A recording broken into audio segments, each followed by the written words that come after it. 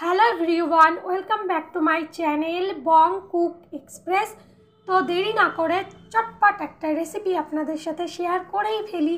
तो आज के फुलकपि दिए एक रेसिपि बानानोर कथा भाबছি, तबे एकटु अन्यरकम भावे बानानोर चेष्टा करছি। एकई रकम जिनिस खेते कारोरই भालो लागे ना, तो एकटु नतुनत्व किछु करले भालोई लागे। तो सेई जोन्नोई किन्तु एकटा अन्य रकमेर रेसिपि आपनादेर साथे आजके शेयर करছি। तो आजके रेसिपिटा बानानोर जोन्नो एकटा फुलकपि निये निয়েছি। तो फुलकपिटा एबार टुकरो करे केटे निচ্ছি।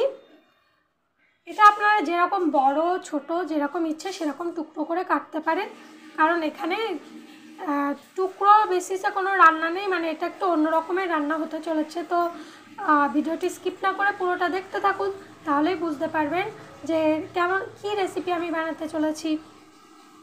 তো ফুলকপিগুলো কিন্তু কাটা হয়ে গেছে, এরপরে পরিষ্কার জলে কিন্তু ধুয়ে নিতে হবে। তো ফুলকপি কিন্তু ধোয়াও হয়ে গেছে। এবার একটা কড়াই মানে ওভেনে মানে গ্যাসে বসিয়ে দিয়েছি। এবারে ফুলকপিটা কিন্তু দিয়ে দিলাম। ফুলকপিটা এবার সেদ্ধ হতে বসিয়েও দিয়েছি। এর মধ্যে একটু লবণ দিয়ে দিলে কিন্তু ভালোই হতো, কিন্তু আমার মনে ছিল না, যার কারণে দিতে পারিনি। তো আপনারা চাইলে একটু লবণ দিয়েও কিন্তু সেদ্ধ করে নিতে পারেন। তো ফুলকপিটা কিন্তু সেদ্ধ হয়ে গেছে। এবারে কিন্তু একটা পাত্রে তুলে নিতে হবে। তো জল ঝরিয়ে নেওয়াটাই মানে জল ঝরিয়ে নিতে হবে। তো এইভাবে আপনারা করতে পারেন, অথবা এমনি জল ঝরিয়েও নিতে পারেন। তো জলটা কিন্তু অনেকটাই শুকিয়ে গেছে, কি আর করা যাবে। যাই হোক, ফুলকপিটা তো ভাপানো কমপ্লিট হয়ে গেল। একটু নরম মানে নরম করে কিন্তু ফুলকপিটা ভাপাবেন, তাহলে সুবিধা হবে রান্না করতে। তো এই স্টেপটা তো হয়ে গেল, এবার পরের স্টেপে যাচ্ছি। তো এর জন্য কড়াই আবারও বসিয়ে দিয়েছি। এর মধ্যে দিয়ে দিয়েছি পরিমাণ মতো তেল, একটা শুকনো লঙ্কা। তো শুকনো লঙ্কাটা থেকে ভাজতে থাকুক, আর এদিকে আপনাদের সাথে শেয়ার করে দিই যে কী কী লাগছে এর জন্য। তো এর জন্য লাগছে একটা কুচানো পেঁয়াজ, কুচানো টমেটো, চিনি, লবণ, কালো জিরে, হলুদ, এগুলো তো লাগছেই। আরও অনেক মশলাই লাগছে, মানে কিছু মশলা লাগছে, সেগুলো আস্তে আস্তে কিন্তু ভিডিওটা দেখতে থাকুন, তাহলেই মানে বুঝতে পারবেন। তো শুকনো লঙ্কা দিয়ে দেওয়ার পর শুকনো লঙ্কা থেকে হালকা একটু ফোড়নের গন্ধ বার হয়ে গেলে এর মধ্যে দিয়ে দিচ্ছি কালো জিরে। তো কালো জিরে এবং শুকনো লঙ্কাটাও কিন্তু খুব ভালো করে ভেজে নিতে হবে, যাতে এর মধ্যে থেকে একটা সুন্দর গন্ধ বার হয়। তো এর মধ্যে তারপরে দিয়ে দিতে হবে কুচনো পেঁয়াজ। তো যারা নিরামিষভাবে রান্না করতে চান তারা পেঁয়াজটা দেবেন না। তো পেঁয়াজটা দিয়ে কিন্তু একটু ভালো করে ফ্রাই করে নিতে হবে।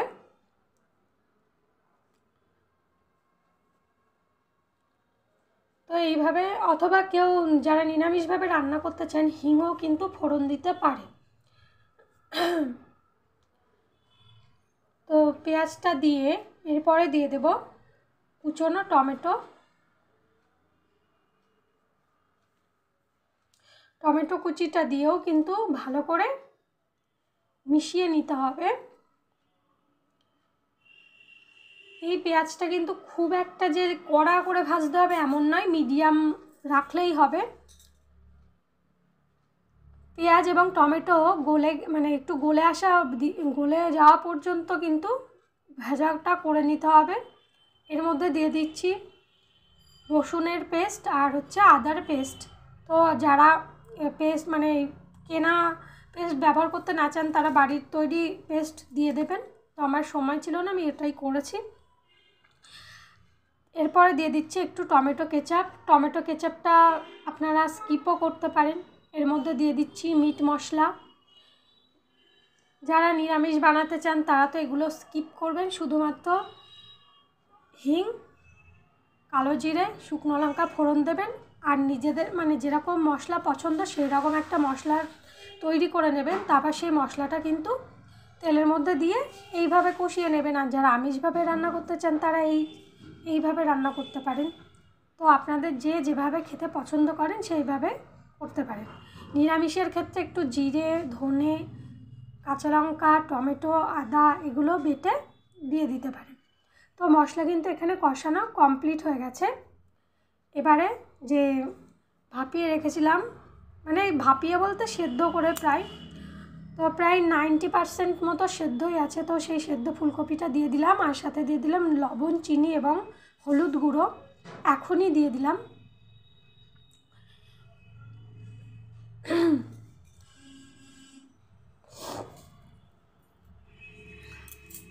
এরপরে ভালো করে কিন্তু মিশিয়ে নিচ্ছি।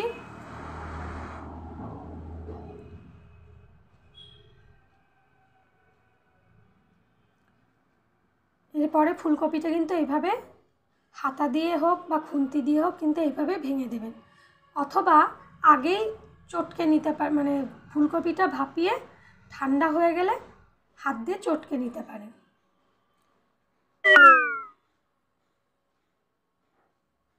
তো এইভাবে কিন্তু ভালো করে মিশিয়ে নিতে হবে।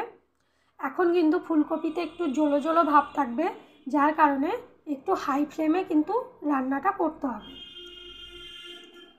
হাই আর মিডিয়াম ফ্লেমের মধ্যে কিন্তু রাখার চেষ্টা করবেন।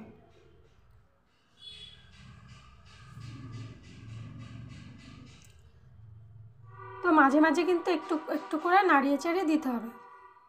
তো দেখুন এইভাবে কিন্তু আঠো আঠো হয়ে গেলেই কিন্তু ভাববেন যে মোটামুটি প্রায় রেডি। এরপরে একটু কাঁচা পেঁয়াজ আর একটু কাঁচা লঙ্কা কুচি করে দিয়ে এই সময় দিয়ে দিতে হবে। এটা দিলেই কিন্তু রান্নার টেস্টটা বাড়বে। আর যারা নিরামিষ করতে চান তারা এখানে একটু কাঁচা লঙ্কা কুচি, অথবা যারা যদি মনে হয় তবে ধনেপাতা কুচিও কিন্তু দিতে পারেন। আমিষ যারা রান্না করছেন তারাও কিন্তু ধনেপাতা কুচি দিতে পারেন, আমি এখানে দিইনি। তো রান্নাটা কিন্তু প্রায় কমপ্লিট হয়ে গেছে। আরেকটু রেখে নিলেই, মানে আরেকটু রেখে দিলে কিন্তু একেবারে তৈরি হয়ে যাবে এই রেসিপিটি। এখানে চাইলে একটু কাঁচা সর্ষের তেলও দেওয়া যেতে পারে। তো খুবই সহজ এই রেসিপিটা, হয়তো বাড়িতে আপনারা বানিয়েছেন, তবু আমি আমার মতো করে চেষ্টা করলাম একটু নতুন কিছু দেখানো। তো রেসিপিটা আপনাদের কেমন লাগলো কমেন্ট করে কিন্তু জানাতে পারেন। যদি ভালো লাগে তবে লাইক, শেয়ার, কমেন্ট এবং চ্যানেলটি সাবস্ক্রাইব করে দেবেন। আর যাদের গ্যাস অম্বলের সমস্যা আছে তারা কিন্তু ফুলকপি এগুলো কিন্তু একটু অ্যাভয়েডই করে চলবেন, তাহলে শরীরটা ভালো থাকবে। এরকমভাবেই আপনাদের মানে যাতে গ্যাস অম্বলটা কমে সেই কোন ধরনের রেসিপিও কিন্তু এরকমভাবে বানাতে পারেন। তো আজকের মতো এই পর্যন্ত কিন্তু ভিডিওটা রাখছি।